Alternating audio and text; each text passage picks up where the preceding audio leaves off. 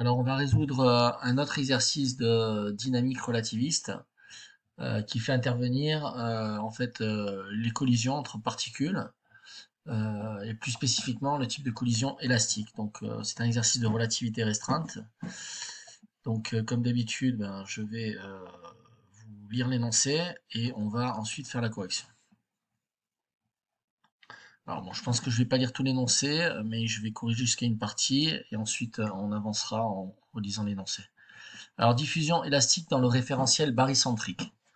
On étudie la collision élastique de deux particules, 1 et 2, relativistes, de masse M1 et M2, dans le référentiel grand R du laboratoire. Les particules ont des quantités de mouvement P1, donc vecteur P1 et vecteur P2, et des énergies E1 et E2 avant le choc. Et on note P1' et P2', E1', E2', leurs quantités de mouvement respectives et énergie respectives après le choc. Toutes ces grandeurs sont affectées d'un astérix lorsqu'on mesure le référentiel barycentrique R étoile du système de particules. Donc, première question, justifie le choix d'un paramètre arbitraire pour déterminer les solutions générales du problème du choc élastique. On choisira comme paramètre l'angle θ, c'est l'angle formé entre les directions des vecteurs quantité de mouvement des particules respectives, de la particule 1 respectivement avant le choc pardon, et après le choc. Voilà, on nous demande ensuite d'exprimer dans R des énergies E1 étoile, E1 prime étoile, E2 étoile et E2 prime étoile en fonction de M1, M2 et de l'énergie totale E étoile du système de particules. Bon, alors on va démarrer par là. Donc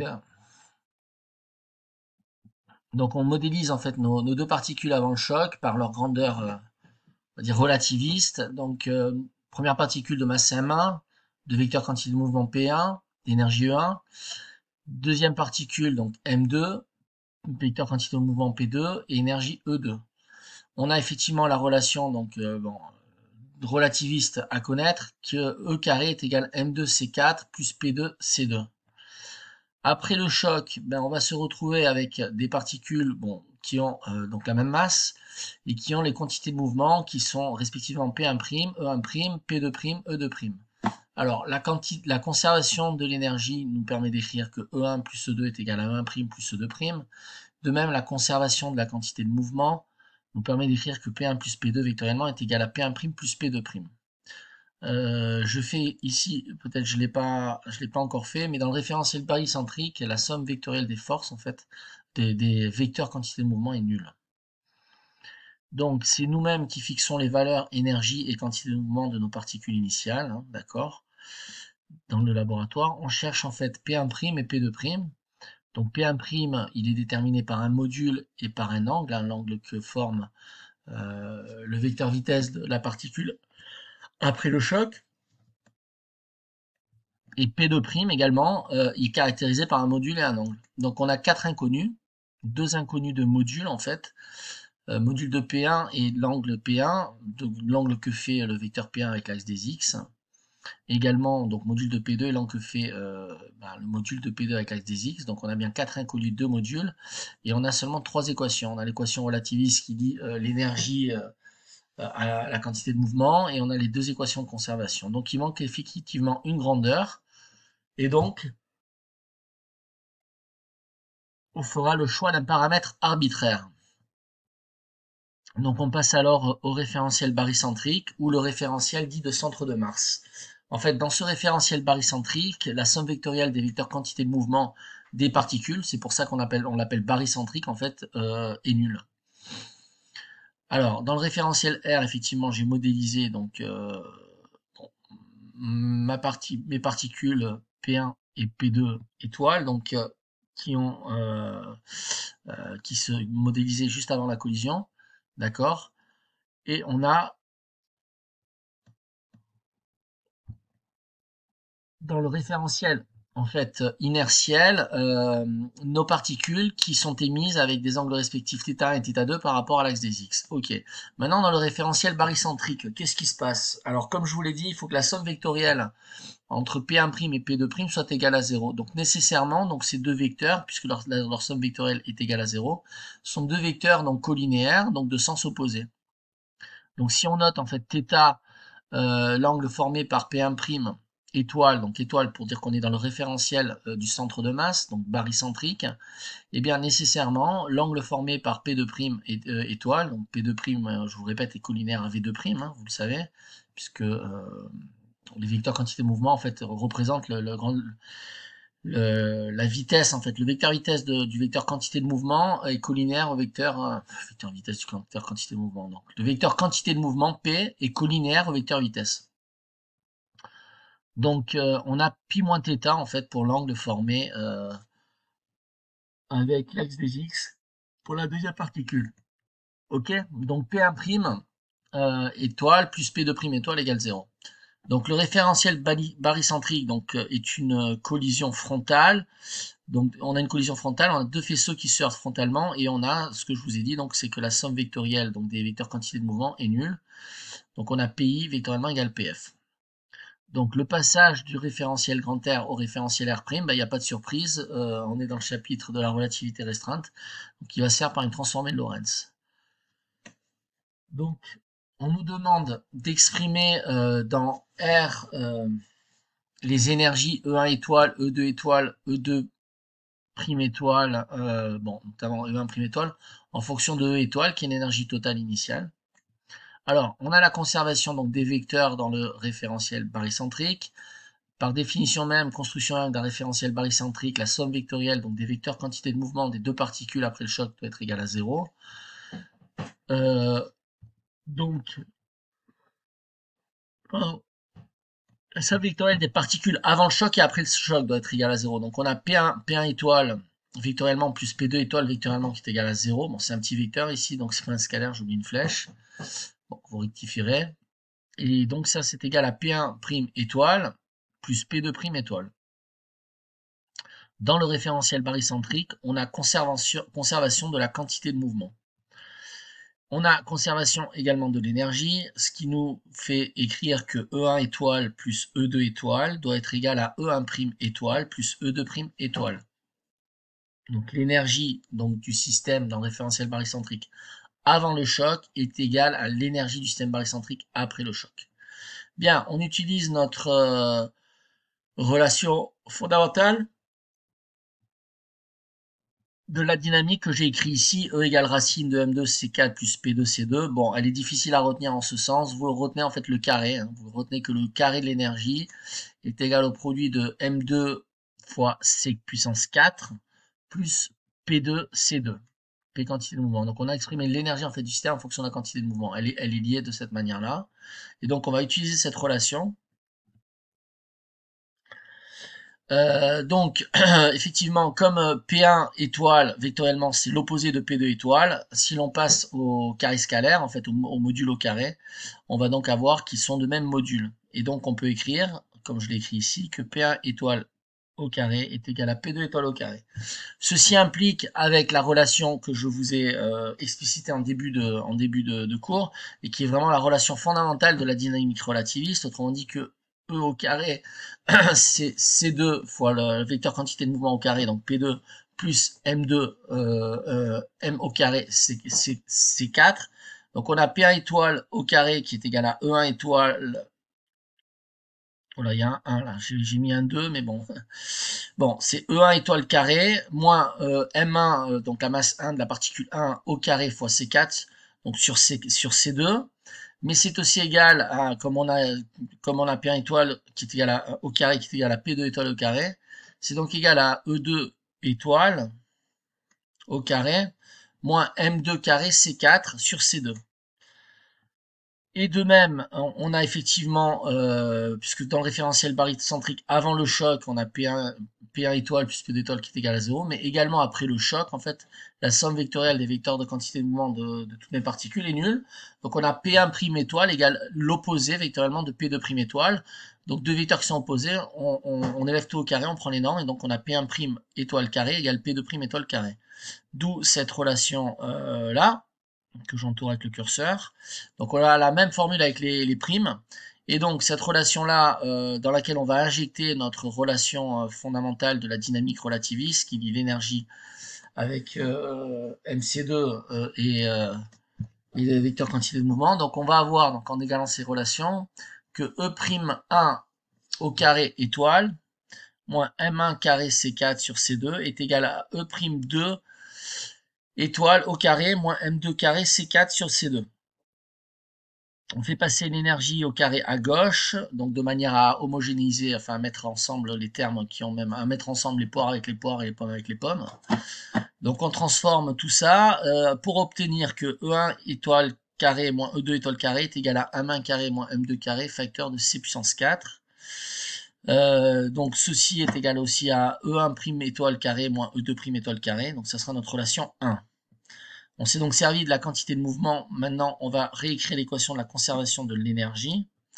Donc, je vous la rappelle ici. Donc, l'équation de conservation de l'énergie est la suivante. Donc, avant le choc, on a E1 étoile plus E2 étoile. Donc, la somme des énergies totales relativistes de nos deux particules. Et donc, on est dans une collision élastique. Il n'y a pas création de nouvelles particules. On est dans une diffusion élastique, donc on a deux particules qui s'entrechoquent, eh bien elles repartent dans deux directions opposées, mais ce sont les mêmes particules. Donc on a, après le choc, la somme aussi des énergies de nos deux particules, c'est-à-dire E1' étoile plus E2' étoile, et on va dire que ces deux sommes qui sont égales à une énergie totale qu'on va appeler E étoile. Somme des énergies des particules. Donc on va injecter en fait 2 dans 1. E1 étoile carré moins E2 étoile carré, c'est une entité remarquable. C'est E1 étoile moins E2 étoile facteur de E1 étoile plus E2 étoile, d'accord.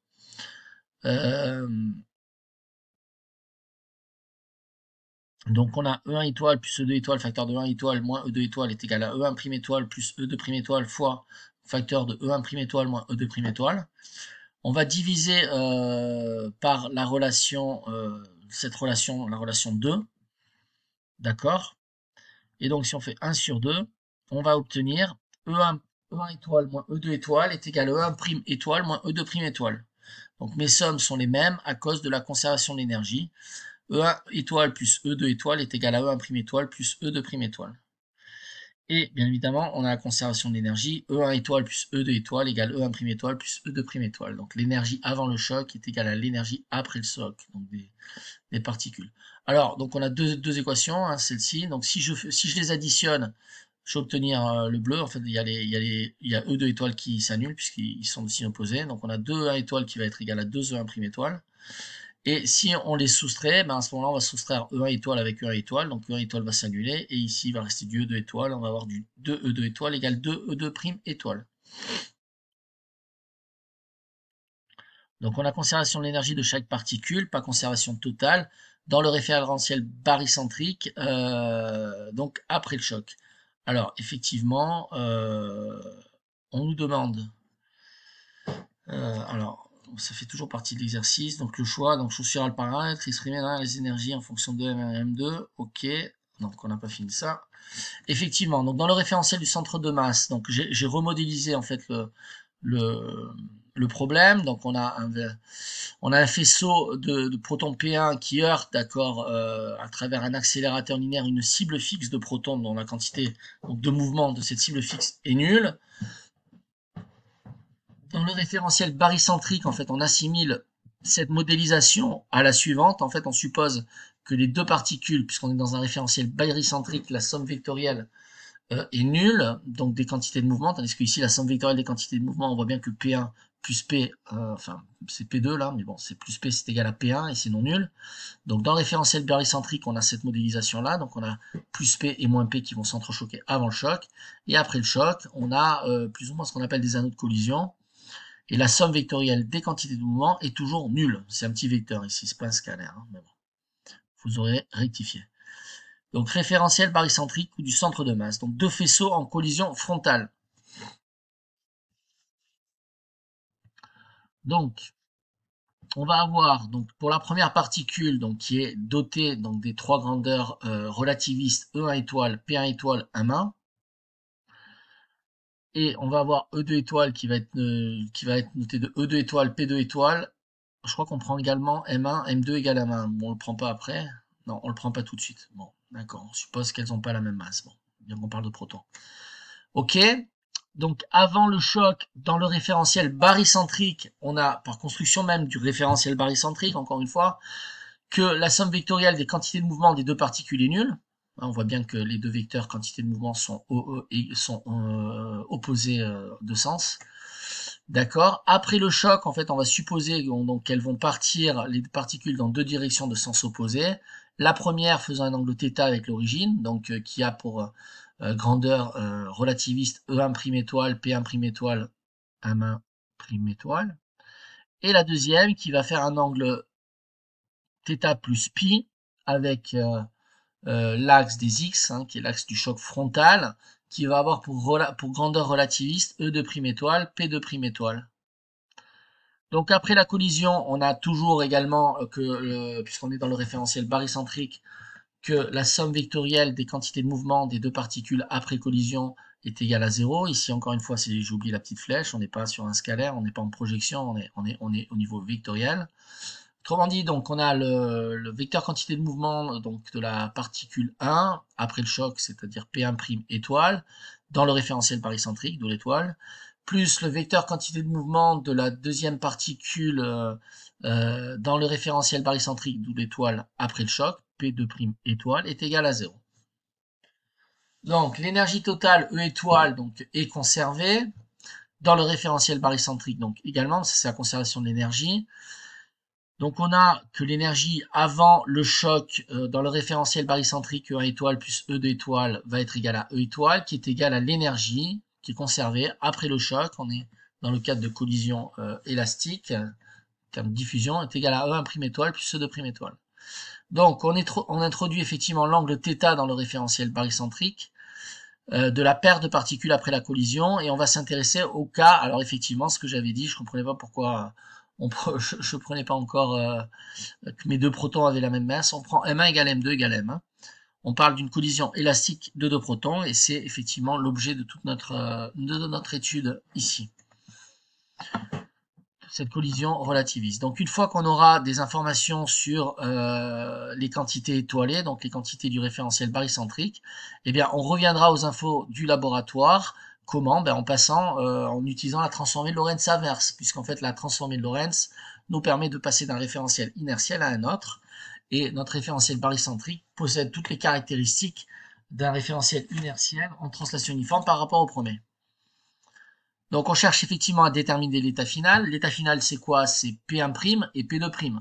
Donc on a vu qu'il y avait trois équations. Donc la conservation de la quantité de mouvement nous en donnait une, la conservation de la quantité d'énergie nous en donnait une autre, et on avait l'équation fondamentale de la dynamique relativiste qui liait l'énergie donc d'une particule à sa quantité de mouvement et à sa, on va dire, son énergie de masse, comme E carré, ça c'est à connaître par cœur, est égal à M2C puissance 4 plus P2C2, d'accord? De toute façon, c'est à connaître par cœur, et si vous avez un doute sur la puissance, est-ce que c'est du C2, du P2, etc., vous faites une analyse dimensionnelle, et vous le retrouvez tout de suite, hein. Vous savez que la vecteur quantité de mouvement, donc l'énergie, c'est du type 1/2 de MV2, donc vous faites une analyse dimensionnelle et vous retrouvez cette formule très rapidement. Bon voilà, il faut comprendre simplement que l'énergie totale, c'est cette formule dont je parle, je vous la remontre, mais elle est fondamentale, vous ne pouvez pas faire un exercice de dynamique relativiste si vous n'avez pas en tête cette formule.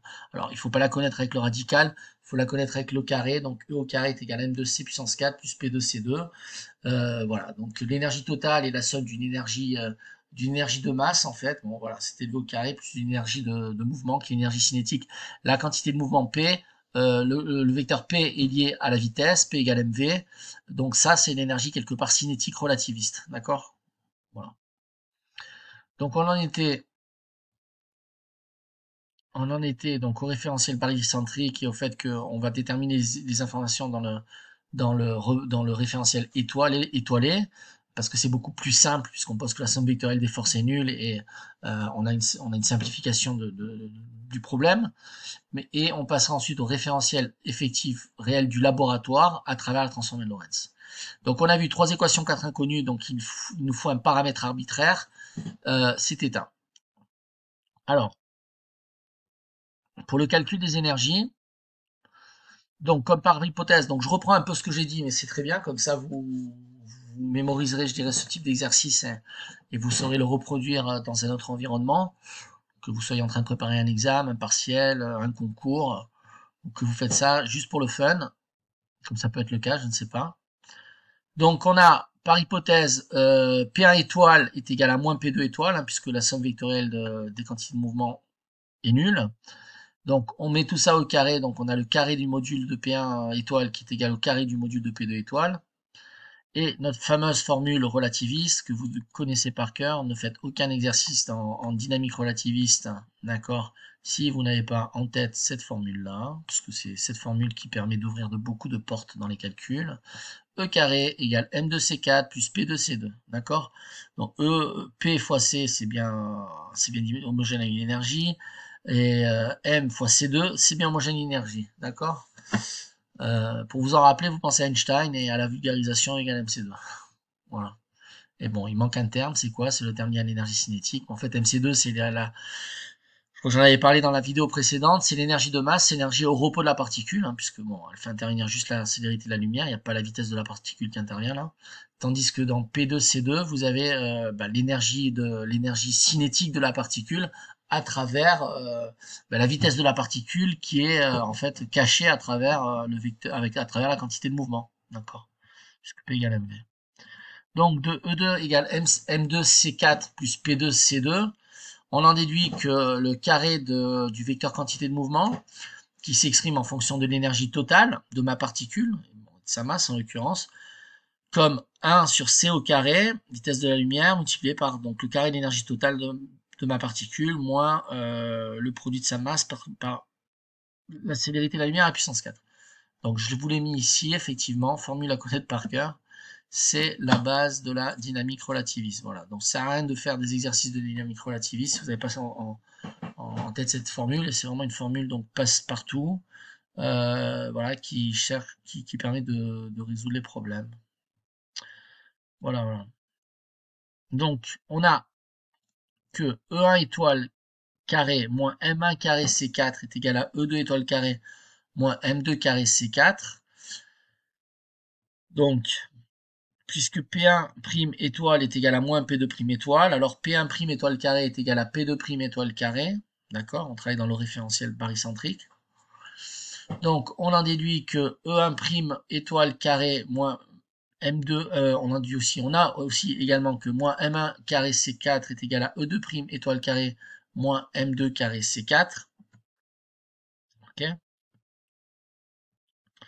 On va factoriser C4 à gauche en fait de l'équation, donc on va mettre les énergies ensemble et les masses ensemble. Et on a donc que E1 étoile carré moins E2 étoile carré est égal à M1 carré moins M2 carré facteur de C puissance 4. Et donc c'est égal à E1 prime étoile carré moins E2 prime étoile carré. Donc ça c'est ce que je vais appeler ma première équation. Donc on la garde. Donc on va la travailler par la suite. Et on a toujours notre deuxième équation qui est la conservation de l'énergie. Autrement dit, dans le référentiel barycentrique, mon énergie de mes deux particules, la somme totale des énergies de mes particules initialement avant le choc, qui est donc modélisé par E1 étoile plus E2 étoile, est égal à la somme totale des énergies de mes particules après le choc, après la collision, qui sont modélisées par E1' étoile plus E2' étoile. Le prime voulant dire après, donc le choc. Quand il n'y a pas le prime, ça veut dire avant le choc. Je vous rappelle que l'étoile, c'est les énergies de mon référentiel barycentrique. Donc on a utilisé ce référentiel barycentrique parce qu'il est très commode. On a une somme vectorielle qui est nulle. On a un choc frontal et derrière on a une inconnue, c'est-à-dire un angle. Donc il est très commode. Donc on va faire les calculs dans ce référentiel barycentrique et ensuite derrière on va passer par transformée de Lorentz inverse aux données du problème qui nous intéresse dans le référentiel du laboratoire. J'ai un peu redondant là. Donc l'équation 1, en fait, bon, on a une identité remarquable, hein, donc c'est du A2 moins B2, c'est 1 moins B facteur de A plus B, donc on va jouer avec ça. Donc ici, on a finalement E1, on a E1 étoile moins E2 étoile facteur de E1 étoile plus ED étoile, mais E1 étoile plus ED étoile, on verra que c'est E, est égal à E1 prime étoile moins E2 prime étoile, d'accord, ce terme-là, facteur de 1 prime étoile plus E2 prime étoile, mais E1 prime étoile plus E2 prime étoile, c'est E, le tout étant égal à M1 carré moins M2 carré, C puissance 4. Donc, on en déduit que, par simplification par l'énergie totale, que E1 étoile moins E2 étoile est égal à E1 prime étoile moins E2 prime étoile. autrement dit, la différence d'énergie avant le choc dans le référentiel barycentrique est égale à la différence d'énergie, donc la différence d'énergie entre nos deux particules, d'accord, qui s'entrechoquent, après le choc, donc après collision, dans le référentiel barycentrique. C'est ce que veut dire cette égalité-là d'un point de vue physique. Ok. Donc, si on met en commun A et B, donc c'est-à-dire si on met en commun A, donc E1 étoile plus E2 étoile égale E1 prime étoile plus E2 prime étoile, et B, E1 étoile moins E2 prime étoile moins E2 étoile, excusez-moi, est égal à E1 prime étoile moins E2 prime étoile, eh bien, on en déduit que E1 étoile doit être nécessairement égal à E1 prime étoile, et que E2 étoile doit être nécessairement égal à E2 prime étoile. Autrement dit, de ces relations, on en déduit une égalité entre l'énergie de la première particule avant le choc dans le référentiel barycentrique et l'énergie de cette même particule après le choc dans le référentiel barycentrique. Également pour la deuxième particule, donc ça veut dire que non seulement il y a conservation de l'énergie, mais il y a conservation intrinsèque des énergies respectives des différentes particules. C'est pas mal. Donc on a donc conservation de l'énergie avant et après le choc, ok. Donc on repasse à la moulinette donc notre équation 1, qui va donc nous donner E1 étoile, effectivement, moins E2 étoile est égal à M1 carré moins M2 carré sur E carré, C puissance 4, et E1 étoile plus E2 étoile est égal à l'énergie totale, E étoile. Ceci nous donne que, donc si on fait 1 plus 2, on va obtenir ça, si on fait 1 moins 2, on va obtenir ça. Donc en faisant cette équation plus cette équation, les deux étoiles se simplifient, et on a que on a exprimé E1 étoile, d'accord, en fonction de E étoile, simplement. Et c'était un peu ce que nous demandait l'énoncé, je crois. Hein. Donc on a 2 1 étoile égale M1 carré moins M2 carré sur E étoile fois C puissance 4 plus E étoile. Et 2 E2 étoile, donc je vous ai expliqué comment on l'obtient, est égal à moins M1 carré moins M2 carré fois C puissance 4 sur E étoile. D'accord? D'où on en déduit que E1 étoile est égal à E étoile carré plus M1 carré moins M2 carré C puissance 4 sur 2 E étoile. Et qui est égal aussi à, effectivement, à E1 prime étoile... E1 étoile, et E2 étoile est égal à E étoile carré plus M2 carré moins M1 carré, facteur de... Bon, j'ai oublié un C puissance 4 ici. D'accord? Bon, vous rectifiez, c'était la fatigue. Mais il y a un C puissance 4 sur 2 étoiles égale E2 étoile. Bien, alors, on va avancer un peu. Donc, on va se servir de la conservation de l'énergie donc de chaque particule avant et après, la collision. Et ce sont les énergies finales avec... donc voilà, voilà. Donc ce sont les énergies finales. Donc que peut-on dire maintenant des quantités de mouvement et de leurs modules? Parce que c'est un peu la question, hein, d'accord? Donc que peut-on dire des quantités de mouvement et leurs modules? Ok. Donc on a P1 étoile qui est égal à P2 étoile, ok? En module, hein, puisque dans le référentiel barycentrique, en fait, c'est les vecteurs P1 et P2, ben, ils sont de sens opposé, ils sont entre chocs. On parle d'une collision frontale, pas de modules identiques. Et on a également P1' étoile qui est égal à P2' étoile. Donc dans le référentiel étoilé après le choc, les modules des quantités de mouvement des particules respectives sont identiques. Donc ce sont les caractéristiques de notre référentiel barycentrique. On utilise toujours la fameuse relation que vous connaissez par cœur, qui est la relation fondamentale, c'est l'équivalent de la relation fondamentale de la dynamique newtonienne, hein, en dynamique relativiste. D'accord? Donc vous avez fait de la mécanique classique, sigma F égale ma, d'accord? Ça c'est vraiment ce qu'il y a à connaître par cœur sur le bout des doigts quand vous faites de la mécanique classique newtonienne, on va dire, hein, de la dynamique du solide, cinématique, etc. Ben là c'est celle-ci. Voilà. C'est E carré est égal à P2 C2 plus M carré C4. Donc on retravaille cette équation en fait comme il nous intéresse, et très souvent en fait on va exprimer la quantité de mouvement en fonction de l'énergie de la particule et de son énergie de masse, donc en fonction de son l'énergie de la particule. Donc on a P1 étoile qui est égal à 1 sur C racine, ça je le sors de nulle part ça, hein. Je le sors du cours, d'accord, donc ça dérive pas des équations, d'un jeu d'équations de... précédent ou d'un raisonnement, c'est vous le sortez du cours et vous l'utilisez, voilà, c'est votre carte à jouer pour pouvoir vous sortir du pétrin et trouver les équations, trouver les bonnes relations, quoi, d'accord? Donc P1 étoile égale 1 sur C racine de E1 étoile carré moins M1 carré C4. D'ailleurs, petite parenthèse, vous êtes dans un exercice de dynamique relativiste, bon voilà, de niveau licence master, maths sup, bon maths P non, je dirais voilà, de ce niveau-là, cherchez pas, hein, vous prenez le brouillon, vous écrivez déjà votre relation de dynamique relativiste et vous savez qu'elle va vous servir très rapidement dans les équations. Donc P1', donc étoile va être égal à C', la racine carrée de E1' étoile moins M1 carré C4. Donc P1' étoile est égal à P1, P1' étoile est égal à P1 étoile. Voilà. On a P1 étoile qui est égal à P1' étoile, qui est égal à P2 étoile, qui est égal à P2' étoile. Donc ça nous simplifie tout. Autrement dit, notre particule 1 dans le référentiel barycentrique, qui rentre en collision avec la particule 2 dans le référentiel barycentrique, a la même quantité de mouvement avant le choc, après le choc, et d'ailleurs, elles ont toutes la même quantité de mouvement en valeur absolue en module. Donc les quatre quantités de mouvement ont le même module, effectivement, donc c'est caractéristique en fait d'une collision élastique, hein.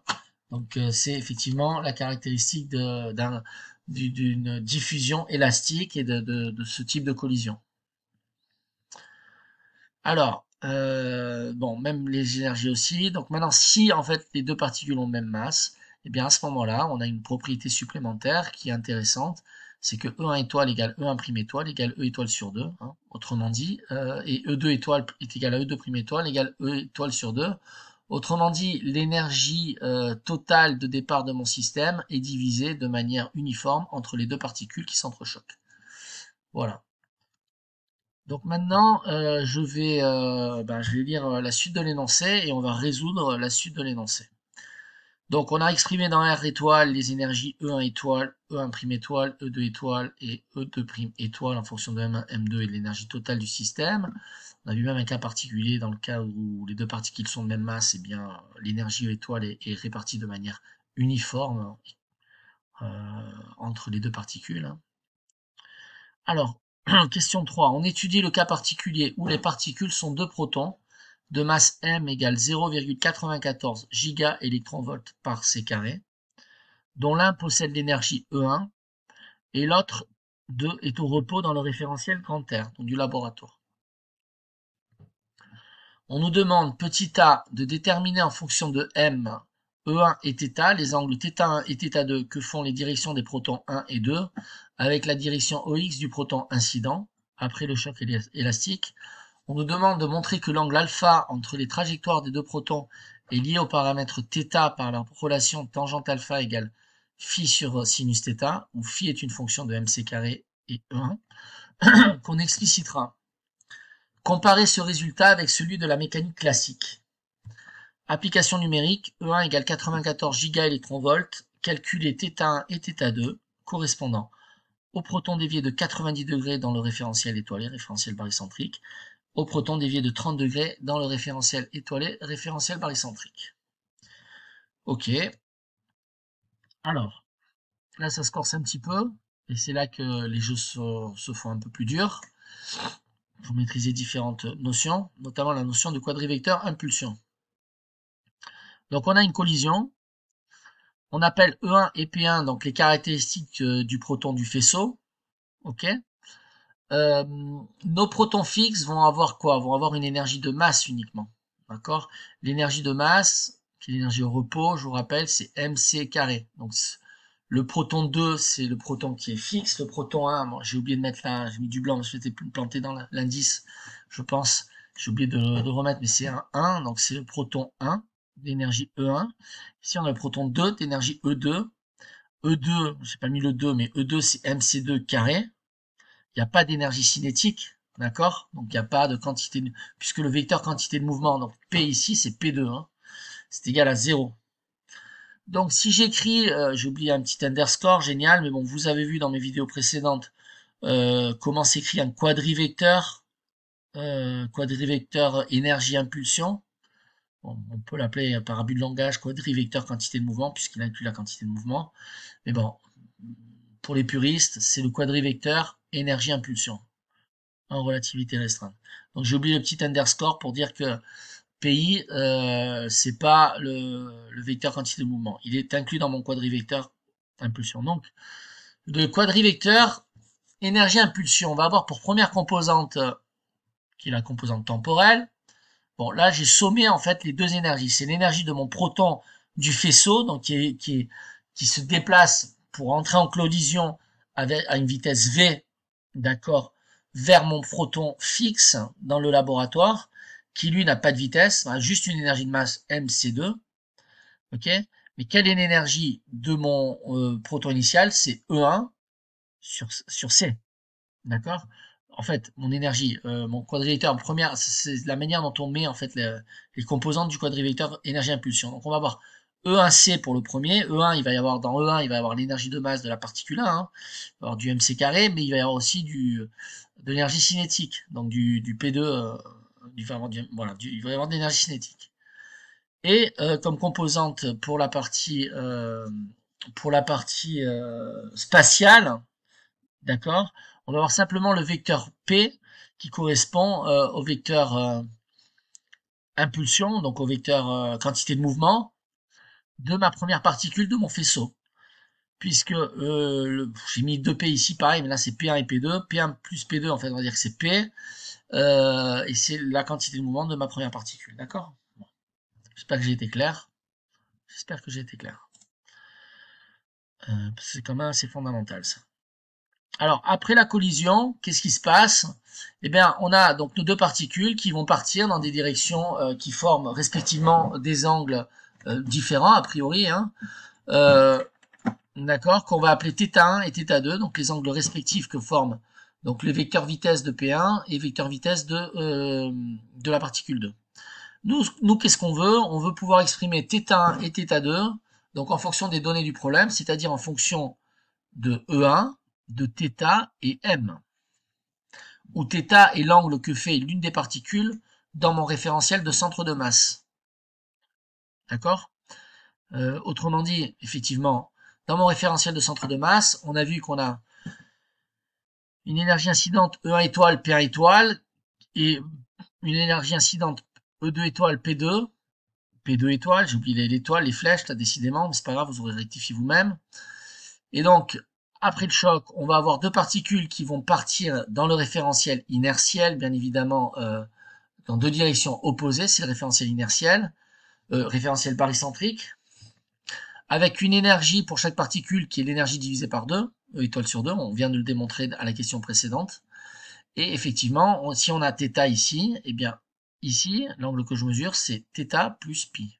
Ok, θ plus pi. Donc, d'énergie E2' et P2' étoile. Ok. Alors, maintenant, il faut donc écrire dans le référentiel barycentrique notre quadrivecteur impulsion-énergie avant la collision, ici, et on va écrire également notre quadrivecteur impulsion-énergie après la collision.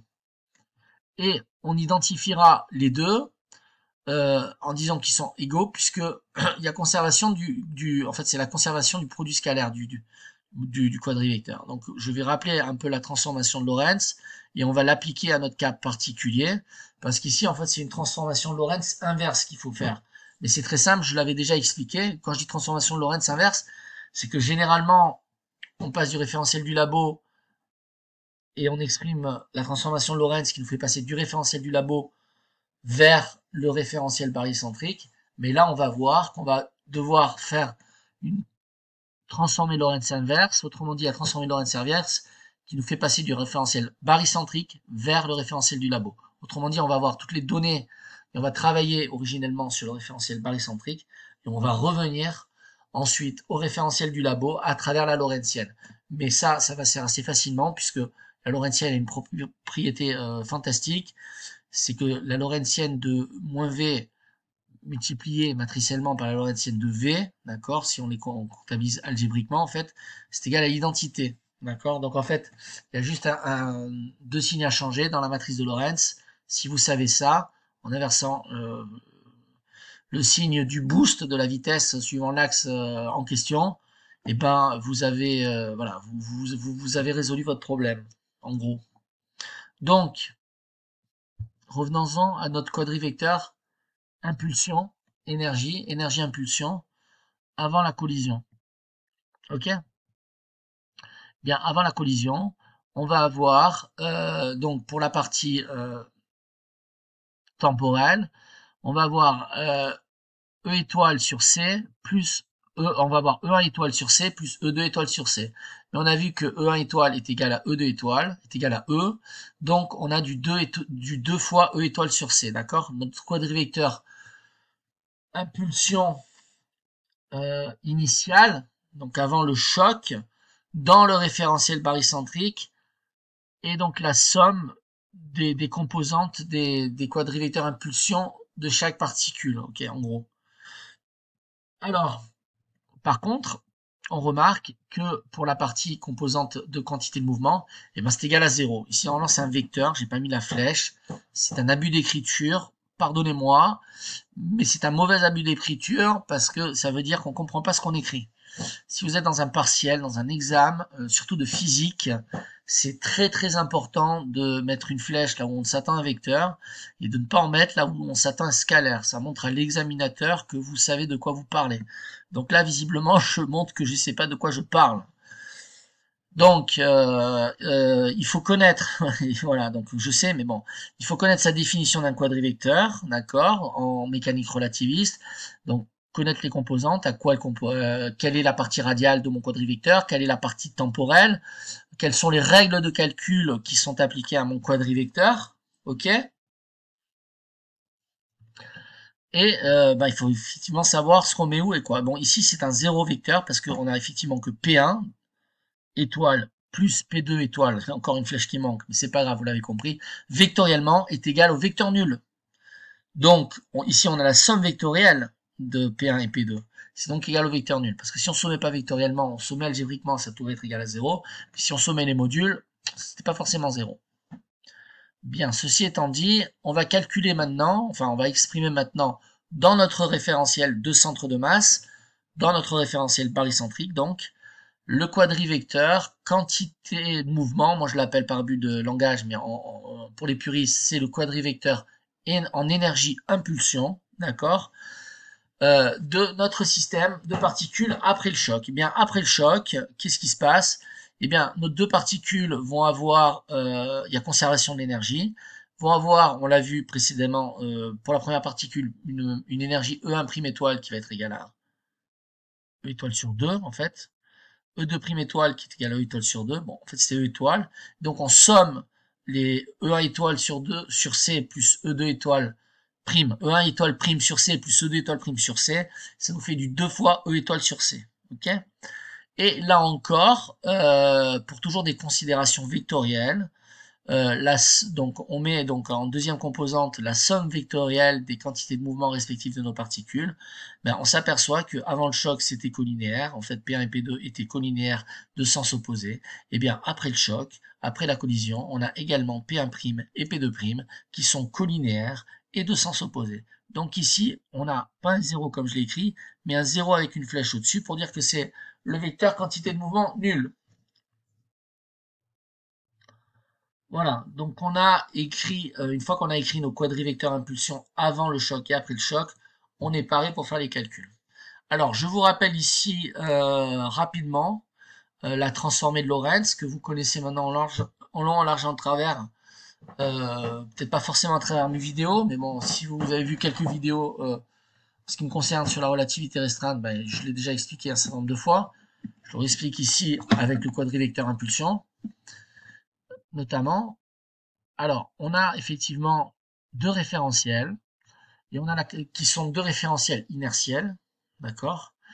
Et on a en fait un des deux référentiels, enfin on a un référentiel, on va dire que dans notre transformé, c'est qui nous permet de passer du référentiel L du laboratoire au référentiel du centre de Mars. On a un référentiel qui a un boost par rapport au premier, suivant une certaine direction qui est donnée par le vecteur vitesse V. D'accord? Alors, V, on ne sait pas comment il est orienté. C'est un vecteur vitesse dans l'espace. D'accord? Donc, c'est vrai que généralement, dans des exercices assez simples, on a le vecteur vitesse v qui est orienté suivant l'axe des x, suivant l'axe des y, suivant l'axe des z, qui est collinaire en tout cas au vecteur unitaire en cartésien, parce que ça simplifie beaucoup la calcul. Bon. Sinon, il faut effectuer des projections vectorielles suivant les axes ou effectuer d'autres transformations, rotations ou autres. Mais donc, dans le cas le plus général possible, on a notre lorentzienne, que je note comme ça, petit triangle, enfin petit delta, notre lorentzienne, donc qui permet, donc sachant que R étoile est en déplacement par rapport à R suivant la vitesse V, ici on va considérer que c'est un V suivant X, premier axe, eh bien on a le passage suivant pour notre quadrivecteur. En fait, cette lorentzienne, donc on va exprimer ce que l'on a exprimé ici. Dans le référentiel RL, donc on va avoir donc pour notre quadrivecteur énergie-impulsion E1 plus mc carré sur C, puisque E1 ça va être l'énergie totale de notre particule 1, qui c'est notre faisceau de particules de protons, d'accord, dans E1 vous avez une énergie de masse et une énergie cinétique. Tandis que E2 est constitué simplement de son énergie de masse, mc au carré, il n'y a aucune énergie cinétique, puisque E2, je le rappelle, c'est notre proton 2 qui est fixe. Ok? Donc sur C, donc c'est ainsi que l'on exprime la première composante de notre vecteur quadri impulsion. Et on considère globalement un vecteur vitesse P, un vecteur quantité de mouvement P, mais bon, c'est aussi un vecteur vitesse, puisque P est proportionnel en mécanique relativiste, suivant P égale gamma mv, hein, voilà. Donc proportionnel à la vitesse. P. Donc nous fait passer donc au référentiel barycentrique. Dans le référentiel barycentrique, eh bien, pour notre quadrivecteur impulsion, on va avoir pour la première composante, la composante temporelle, 2 fois E étoile sur C, et on va avoir 0, puisque la somme vectorielle des quantités de mouvement de nos particules, par construction même du référentiel du centre de masse, est égale à 0. Donc si on passe, donc comme on connaît, comme elle est présentée, je dirais la transformée de Lorentz, mais la transformée de Lorentz, elle agit sur n'importe quel quadrivecteur, ok? Donc, en tant que tel, nous on a défini effectivement au départ, donc là maintenant on va s'attaquer au quadrivecteur énergie-impulsion, mais au départ en fait, la transformée de Lorentz agissait sur le vecteur de coordonnées spatio-temporelles, donc de coordonnées CTX, qui était transformé en CT'X', enfin transformé, qui avait pour expression CT'X' dans R', où R' étant translation est uniforme, suivant ici X chapeau à la vitesse V constante. D'accord? Donc si vous n'avez pas une vitesse V constante, bon, vous ne pouvez pas appliquer la lorentzienne en tant que telle de cette manière. Ok?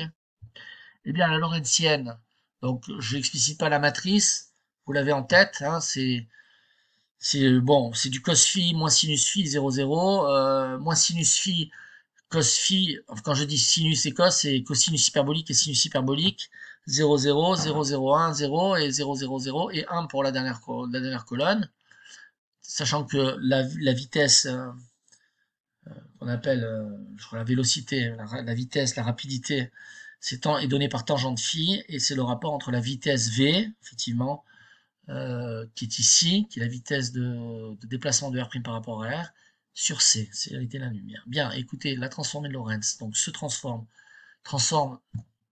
CTX, le quadrivecteur CTX, donc quadrivecteur position spatio-temporelle, au quadrivecteur CT'X', comme ça. CT' est égal à 1 sur racine de 1 moins V sur C au carré, fois CT moins V sur CX, autrement dit c'est 1 sur racine de 1 moins bêta 2, facteur de CT moins bêta X, où bêta c'est le paramètre V sur C, et X', puisqu'on a un boost suivant X', donc il faut bien identifier dans la lorentzienne, suivant quel axe est fait le boost, d'accord? Donc ici il est fait suivant X, donc on a du X' qui va se transformer, donc là vous voyez bien qu'il y a une modification donc, des coordonnées temporelles, hein, le temps se dilate ou le temps se rétrécit, il y a une dilatation, on parle de dilatation spatio-temporelle, et également il y a une contraction aussi des longueurs, quelque part, observée, hein, puisque ici on mesure dans R', un X' qui est via un facteur gamma, donc qui est 1 sur racine toujours de 1 moins V2 sur C2, x moins V sur C, CT, que l'on peut mettre sous la forme, en introduisant toujours bêta qui est égal à V sur C, 1 sur racine de 1 moins bêta 2, facteur de x moins bêta C. D'accord? Donc, les quadrivecteurs, c'est ça qui est aussi à retenir, se transforment tous de la même manière, et ils ont tous la même lorentzienne. Ok? Autrement dit, je passe, si je mets l'hypothèse que je passe de mon référentiel du laboratoire à mon référentiel barycentrique par une lorentzienne de paramètre V, vous pouvez dire que c'est le boost suivant la première coordonnée d'espace. D'accord? Donc, on peut avoir, on va exprimer notre quadrivecteur, donc impulsion, énergie dans le référentiel du laboratoire. Donc, on va l'exprimer comment? On va dire qu'il va se transformer par notre lorentzienne de paramètre V, d'accord, en le quadrivecteur énergie impulsion, que je vous rappelle, on a déterminé précédemment, hein, sans Lorentz, dans le référentiel de notre centre de masse. Ok? Bien, et bien là, en fait, on va pouvoir passer, généralement, donc on exprime, on passe du référentiel de centre de masse au référentiel du laboratoire. Ici, on va passer en fait du référentiel du laboratoire au référentiel de centre de masse. Pour ça, dans la lorentzienne, qu'est-ce qu'il faut faire? Eh bien, il faut juste, et c'est ça qui est formidable avec, c'est pour ça qu'on a pris le bon paramètre, où je vous suggère de revoir le cours que j'ai fait, parce que là, c'est des exos, sur la lorentzienne, sur la transformée de Lorentz, c'est cours de relativité, c'est très bien expliqué. Donc, en fait, il suffit de modifier V en moins V algébriquement, et on peut inverser, en fait, la lorentzienne dans le passage. Voilà. Autrement dit, on a calculé notre quadrivecteur énergie-impulsion dans le référentiel du laboratoire. On l'a exprimé. On a exprimé le quadrivecteur énergie-impulsion dans notre centre de masse, qui était caractérisé, je vous le répète, par la somme vectorielle des quantités de mouvement est égale au vecteur nul, d'où le 0 ici sur la deuxième coordonnée quantité de mouvement, qui est la quantité de mouvement suivant l'axe du boost, suivant l'axe de la collision. Généralement, c'est x. Ici, on a bien 0 et 0, puisqu'il n'y a pas... Ici, on a 0 et 0 parce qu'on a une quantité de mouvement P qui est projetée vectoriellement sur l'axe des boosts. L'axe du boost, c'est l'axe de la collision, en fait. Hein, ça a du sens physique. Donc, on a 0, 0 ailleurs, mais particulièrement ici. Donc, 0. Donc, je fais la transformée de Lorentz inverse. C'est égal, en fait, à 1 sur racine de 1 moins V sur C au carré, fois P fois moins V sur C, fois P moins V sur C, facteur de, donc ce terme-là, E1 plus MC2 sur C. Voilà. Et ce terme-là, donc P moins V sur C, facteur de E plus MC2 sur C, doit être égal à 0 dans mon référentiel étoilé. Pourquoi? Parce que la quantité de mouvement est nulle. Et que mon boost, bêta égale V sur C, ben, bêta égale V sur C, donc bêta va être égal à, ici, ben, on remplace, est égal à PC sur E1 carré plus MC carré. Donc voilà comment je définis ma transformée de Lorentz, qui me fait passer du référentiel R étoile, en fait, qui me fait passer du référentiel du laboratoire au référentiel du centre de masse. Alors, donc la transformée de Lorentz est universelle, que je l'ai dit, elle est vraie quel que soit le quadrivecteur. Je vous rappelle donc le but de l'exercice ici, c'est d'exprimer θ1 et θ2 en fait en fonction de θ. On passe du référentiel du labo au référentiel du centre de masse en réécrivant en fait le boost bêta égale V sur C suivant X chapeau. X chapeau étant considéré comme l'axe, comme cet axe-là, l'axe de la collision frontale en fait dans le référentiel barycentrique. Ok. Donc, la transformée de Lorentz, c'est une transformation mathématique, bien sûr, qui me permet de décrire la réalité selon le référentiel. C'est juste une astuce mathématique, effectivement. Ça nous permet de passer d'un référentiel à un autre. Mais après, les jeux d'écriture dans les référentiels sont ce qu'ils sont. Mais c'est une astuce mathématique, oui, on peut dire ça. Qui nous donne lambda de V, donc qui égale P sur C sur E1 plus MC carré X chapeau. Donc, après collision, donc... dans le référentiel du laboratoire, le proton 1 va avoir pour quadrivecteur énergie-impulsion, eh bien, pour la première coordonnée temporelle, E1' sur C. Suivant Y, suivant X, on va avoir une projection suivant cos θ. Suivant Y, on va avoir une projection, effectivement, suivant sinus θ. Je le remontre ici.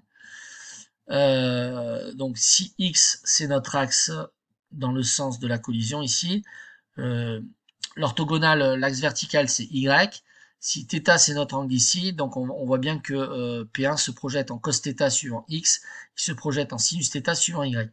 Et comme P2 est opposé vectoriellement, il va se projeter en cos θ, effectivement, pi plus θ, c'est ce qu'on va voir, suivant X, il va se projeter en moins sinus θ, moins sinus pi plus θ suivant Y. Donc c'est ça qui, il faudra juste faire attention à ça, hein, c'est de la géométrie en fait. Hein.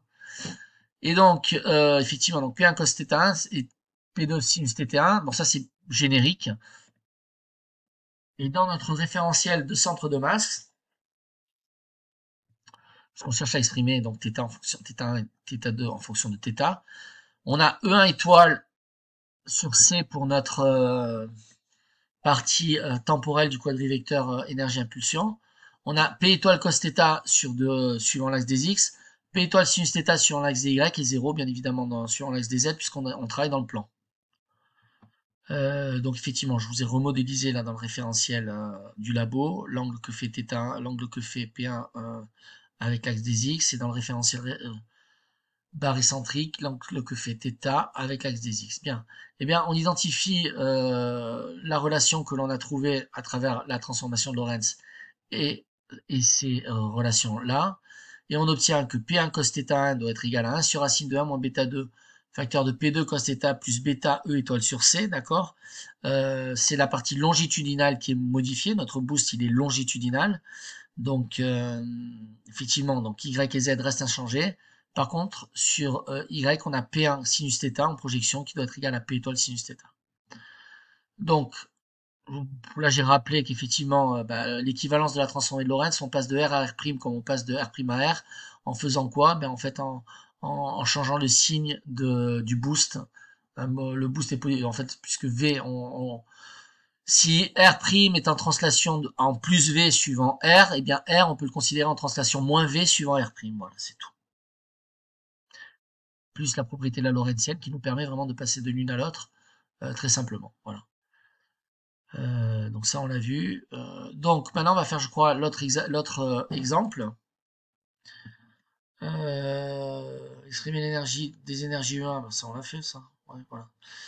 Donc, maintenant, on va étudier le cas particulier à terme où les particules sont deux protons de masse 0,94 gigaélectronvolts, dont l'un possède l'énergie E1 et l'autre 2 est au repos dans leur référentiel R. Donc déterminer en fonction de M, E1, θ, les angles θ1 et θ2 que font les directions des protons 1 et 2 avec la direction OX du proton incident. Montrer que l'angle alpha entre les trajectoires des deux protons est lié au paramètre θ par la relation tangente alpha égale phi sur sinus θ, où phi est une fonction de mc carré et E1 qu'on explicitera. Comparer ce résultat avec celui de la mécanique classique, et après il y a des applications numériques que l'on verra. Alors, donc avant la collision, maintenant on va regarder le proton fixe. Quel est son quadrivecteur énergie énergie-impulsion, donc quantité de mouvement, dans le référentiel du laboratoire. Bien.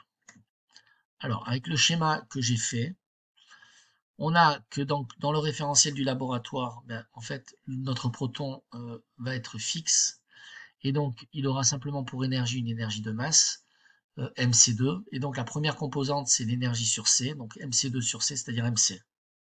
Première composante temporelle de notre quadrivecteur énergie-impulsion. Ok. Bien évidemment, le proton est fixe, donc sa quantité de mouvement, il n'a pas de vitesse, V égale 0, donc comme P égale mv, donc P égale 0 également, et donc on a 0 suivant x également, suivant les autres coordonnées. Dans le référentiel étoilé, donc le référentiel du centre de masse, eh bien, ce n'est pas pareil. On a notre énergie totale, en fait, qui est E étoile, d'accord? Donc pour la première coordonnée temporelle de notre quadrivecteur énergie-impulsion, on aura du E étoile sur C. Et on a que effectivement la quantité de mouvement suivant x, c'est la quantité de mouvement de P2, puisque le premier proton est fixe. Donc on a en projection suivant x moins P étoile. 0 suivant y, puisqu'on considère effectivement un choc frontal suivant x, et 0 suivant z, puisque bon, on est dans le plan. Donc j'écris maintenant que en fait on passe de de R étoile hein, au référentiel du labo par ma transformée de Lorentz, d'accord? Donc que me dit ma transformée de Lorentz? Bien je l'applique. Ma transformée de Lorentz me dit que P étoile est égal à 1 sur racine de 1 moins bêta 2, facteur de 0, moins bêta MC. 0 ça correspond à Px et MC ça correspond donc à l'énergie. Ok? Autrement dit, P étoile doit être égal à bêta MC sur racine de 1 moins bêta carré. Ok? On dit la quantité de mouvement dans le référentiel barycentrique va être fonction du boost, la masse de ma particule, voilà. Que me donne maintenant mon énergie? Donc c'est la même formule. Donc on a E étoile sur C en fait qui va être égal à 1 sur racine de 1 moins bêta 2 fois MC. Donc E étoile va être égal à MC carré sur racine de 1 moins bêta 2. On retrouve en fait dans le référentiel barycentrique euh, la fameuse équation d'Einstein, bon, au facteur gamma près, E égale gamma MC2. Okay. Donc, bon, j'ai rappelé effectivement les données. On identifie avec les quadrivecteurs qu'on a déterminés dans RL et R étoile avec ce que l'on a, donc composante à composante. Et cette identification nous donne P1 cos θ égale 1 sur racine de 1 moins bêta 2, P étoile cos θ, plus bêta E étoile sur C. Donc maintenant, on veut le lien entre E sur C et P étoile, autrement dit entre l'énergie, bon, l'énergie totale rapportée à l'unité d'énergie de la vitesse de la lumière et la quantité de mouvement dans notre référentiel de centre de masse. Bien, on fait le rapport E étoile sur C pour pouvoir s'affranchir du radical en racine de 1 moins bêta 2, d'accord, notamment. Effectivement, donc E étoile sur C va être égal à MC sur notre radical, multiplié par le radical sur bêta MC. Autrement dit, en simplifiant, les radicaux simplifient, MC simplifié, il manque un P étoile ici. Et donc E étoile sur C, c'est P étoile sur bêta, voilà. On a d'abord regardé le proton avant la collision, on a maintenant choisi de regarder après la collision le proton P2, et on veut se débarrasser de P étoile. Donc c'est ainsi qu'on aura nos angles θ et θ'. Donc P1 sinus θ est égal à P étoile sinus θ. P1 cos θ est égal à P étoile cos θ plus 1 sur racine de 1 moins bêta 2. Si on fait le rapport de ces deux équations, on fait intervenir la tangente de θ1. Et tangente de θ1, donc c'est ça sur ça, ça va être donc P étoile sinus θ sur P étoile cos θ1 plus 1 divisé par racine de 1 moins bêta 2, donc il passe au numérateur. Par ailleurs, ben, on peut utiliser pour effectivement simplifier pas les calculs, mais pour avoir une version plus présentable de la tangente, pour pouvoir la calculer derrière réellement en fait. Donc on sait que cos 2x c'est 2 cos carré x moins 1, c'est 1 moins 2 sinus carré x, donc sinus θ c'est 2 sinus θ sur 2 cos θ sur 2. Et donc, on utilise effectivement ça, on l'applique à cos θ. Cos θ, c'est 2 cos carré θ sur 2 moins 1. 1 plus moins 1, ça fait 0. Et on a donc au numérateur du 2 cos carré θ sur 2. Le cos θ sur 2 s'élimine entre numérateur et numérateur, il en reste un. Et on a du sinus θ sur 2 sur du sinus θ sur 2, c'est la tangente de θ sur 2. Autrement dit, ça c'est de la géométrie si tu calcules algébrique, hein, mais bon, il faut en faire. On a donc tangente θ1 qui est égale à racine de 1 moins bêta 2 tangente θ sur 2. Que représente θ2 et θ par rapport à θ? Bien voilà, dans R étoile, on a θ1, θ2. Non, c'est dans R. Oui, bon. Oui, dans R étoile. Et dans R, on a effectivement θ1 et pi plus θ1. C'est le contraire. J'ai interverti R étoile et R. C'était la fatigue. Donc, tangente θ2, c'est racine de 1 moins bêta 2, tangente de pi plus θ sur 2. Mais tangente de pi plus θ, bon, vous avez plusieurs moyens de trouver le calcul. Soit vous le passez en décomposant sinus θ sur cos θ. Mais tangente de pi sur 2 plus θ sur 2, c'est l'opposé de la cotangente de θ sur 2. Et la cotangente de θ sur 2, c'est 1 sur tangente θ sur 2. Donc, on peut réécrire notre tangente de la manière suivante. Tangente θ1, c'est racine de 1 moins bêta 2, tangente θ2, θ sur 2. Tangente θ2, c'est moins racine de 1 moins bêta 2, facteur de 1 sur tangente θ2. Et on va utiliser maintenant notre relation, qui est vraie quel que soit le quadrivecteur, notre relation fondamentale de la dynamique relativiste, qui est l'équivalent de la relation de Newton pour la mécanique classique. On va dire E1 carré est égal à M2 C4 plus P2 C2. Bêta est égal à PC sur E1 plus MC2. le produit des tangentes, en fait, tangente 1, tangente 2, si on fait ce produit-là, ben, on s'aperçoit que c'est égal à moins 1 facteur de 1 moins bêta 2, puisqu'on a du tangente θ sur 2 qui s'élimine, on l'a numérateur au dénominateur. Donc on élève cette quantité au carré, donc bêta carré c'est P2C2 sur E1 plus MC2, le tout au carré. Donc P2C2, d'après l'équation fondamentale de la dynamique relativiste, c'est E1 carré moins M2C2C4, je le mets ici. Et donc, on va avoir du 1 moins bêta 2 qui est égal, on réduit tout au même dénominateur, c'est E1 plus MC2 au carré moins E1 carré plus M2 carré C4, divisé par E1 plus MC2 le tout au carré. Le numérateur se simplifie, on va avoir du E1 carré plus 2E1 MC2 plus M2C2 moins E1 carré, donc le 1 carré s'annule, se neutralise, plus M2C4. Donc ça, on peut le mettre en factorisant, donc je vous saute une ligne de calcul, vous factorisez par M2C2, on a que c'est égal à 2M2C2, 2MC2 facteur de E, 1 plus MC carré. Autrement dit, 1 moins bêta carré, c'est 2MC2 sur 1 plus MC2. Et donc, sachant que tangente θ1, tangente θ2, c'est moins 1 moins bêta 2, c'est moins 2MC2 sur 1 plus MC2. Donc, quel est l'angle alpha entre les deux protons finaux dans le référentiel du laboratoire? Alpha, c'est la différence des deux angles formés. C'est donc θ1 moins θ2. On utilise donc les règles d'addition de la tangente, que je rappelle ici, tangente θ1 moins θ2, c'est tangente θ1 moins tangente θ2 sur 1 plus tangente θ1, tangente θ2. Donc on a à présent tout ce qu'il faut pour pouvoir calculer tangente alpha. Tangente alpha, c'est racine de 1 moins bêta 2, facteur de tangente θ sur 2 plus la cotangente de θ sur 2 sur 1 plus moins 1 moins bêta 2. Bon, je vous simplifie le calcul. Je vous donne le résultat. On remplace bêta par ses valeurs et on obtient après simplification, car en fait on utilise 2 sur sinus θ à un moment donné, ça simplifie, c'est tangente θ2 plus 1 sur tangente θ2. Ok, on obtient que la tangente de alpha est égale à 2 racines de mc carré E1 plus mc2 sur E1 moins mc2 fois 1 sur sinus θ. Et voilà, je pense que je me suis arrêté là volontairement.